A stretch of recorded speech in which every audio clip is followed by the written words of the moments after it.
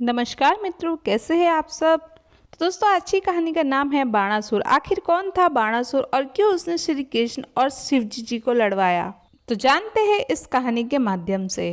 बाणासुर ने शिवजी जी की खूब तपस्या की, जिस कारण शिवजी जी की उन पर अपार कृपा रही और इसीलिए बाणासुर को 1000 हाथ प्राप्त थे। बाणासुर अपने 1000 हाथों से अलग अलग वाद्य यंत्र बजाया करते थे। कठोर तपस्या के उपलक्ष्य में जब भगवान शिव ने उन्हें वर मांगने को कहा, तब बाणासुर ने कहा, आप मेरे नगर की रक्षा करो। इस पर भोलेनाथ ने कहा, तथास्तु, जब भी युद्ध होगा मैं तुम्हारे समक्ष खड़ा रहूंगा और सहायता के लिए अवश्य आऊंगा।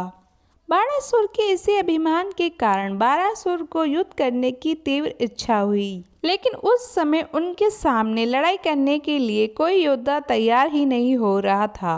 तब बाणासुर भगवान शिव के पास गए और उन्होंने कहा, इस वक्त ब्रह्मांड में मुझसे लड़ सके ऐसा कोई योद्धा नहीं है, इसीलिए आप मुझसे युद्ध कीजिए या फिर किसी ऐसे महारथी को भेजिए जो मेरी युद्ध की चुनौती स्वीकार कर सके।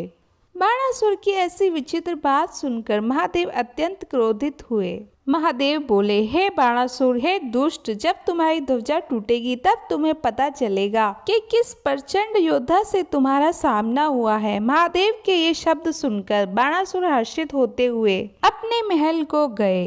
कब ध्वजा टूटे और कब युद्ध करने का अवसर मिले, इस बात की राह देखने लगे। और तभी रात में बाणासुर की एक पुत्री थी जिसका नाम था उषा। उसे ओखा के नाम से भी पहचाना जाता था। एक रात वह सपन देख रही होती है। सपन में वे अनिरुद्ध को देखती है जिससे उसका विवाह हो रहा होता है। सुबह उठने पर वह सोच में पड़ जाती है क्योंकि उसने कभी अनिरुद्ध को नहीं देखा होता है। सपन वाली घटना की बात उषा अपनी प्रिय सहेली चित्रलेखा से कहती है। उषा की सहेली चित्रलेखा चित्र बनाने में माहिर होती है। उषा के वर्ण अनुसार वे एक हूबहू चित्र तैयार कर देती है और उषा को दिखाती है। उषा तुरंत उस मनमोहक चित्र को देखकर बोल पड़ती है कि यह तो वही युवक है जिससे मेरा स्वप्न में विवाह हो रहा था। अब उषा की उत्सुकता और बढ़ जाती है। वह कहती है कि हे प्यारी सखी चित्रलेखा, तुम किसी भी तरह इस युवक को यहाँ हमारे पास ले आओ। अगर तुम ऐसा ना कर पाई तो मैं अपने प्राण त्याग दूंगी। चित्रलेखा योग विद्या में भी निपुण होती है। उसने अपनी इस सिद्धि से जान लिया था कि अनिरुद्ध भगवान श्री कृष्ण के पुत्र है।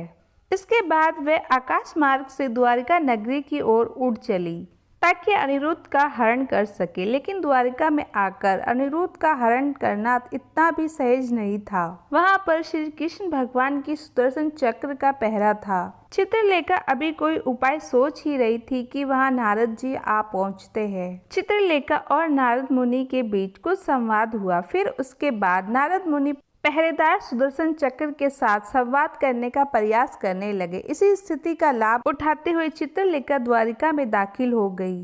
महल के भीतर जाकर उसने अपनी योग विद्या की मदद से अनिरुद्ध को पलंग समेत उठा लिया और सोनितपुर ले आई, और जहां उसने अनिरुद्ध के पलंग को उषा के महल में रख दिया। एक दूसरे के बारे में जानने के उपरांत दोनों के मन जुड़ गए। वह एक दूसरे को खूब पसंद करने लगे थे, इसलिए उषा और अनिरुद्ध एक दूसरे की संगत में भी रहने लगे थे। कुछ समय बाद उषा को देखकर किसी द्वारपाल को शंका हुई, राजकुमारी उषा के साथ कोई है, और उसने यह बात तुरंत बाणासुर को बता दी। गुस्से में आग बबूला हुए बाणासुर ने पूरे महल में तलाशी करवाई। इस दरमियान में उन्होंने अनिरुद्ध को वहां पाया और उन्हें पकड़ने के लिए सैनिकों को भेजा। इस पर अनिरुद्ध ने पास लगे दरवाजे का हिस्सा उठाकर बाणासुर के सैनिकों पर पटका और उनको लहूलुहान कर दिया, जिसके बाद बाणासुर का गुस्सा 7वें आसमान पर जा पहुंचा। उसने अनिरुद्ध को नागपाश से बांध दिया। दूसरी तरफ द्वारिका में अनिरुद्ध को ना पाकर सब चिंता में पड़ गए। तभी नारद जी ने वहां पहुंचकर अनिरुद्ध के बारे में सूचना दी। इसके बाद यदुवंशी सेना समेत बलराम और श्री कृष्ण सब सोनितपुर पहुँचे। इन सब ने मिलकर बाणासुर की भव्य नगरी को चारों ओर से घेर लिया। बाणासुर भी अपनी शक्ति के मध्य में था। ऊपर से वह अपमानित भी महसूस कर रहा था। वह भी सेना समेत वहां लड़ने आ पहुंचा। शिवजी जी ने काल में बाणासुर को युद्ध में साथ देने का वचन दिया था, इसलिए पुत्रों सहित वह बाणासुर के साथ देने के लिए आ पहुँचे। तब श्री कृष्ण और भगवान शिव का भयंकर युद्ध हुआ। इस युद्ध में कई अन्य राजाओं ने भी बाणासुर की तरफ से भगवान श्री कृष्ण के विरुद्ध भीषण युद्ध किया। अंत में बाणासुर और श्री कृष्ण का भयंकर युद्ध हुआ, जिसमें श्री कृष्ण ने सुदर्शन चक्र से बाणासुर के कई हाथ काट दिए।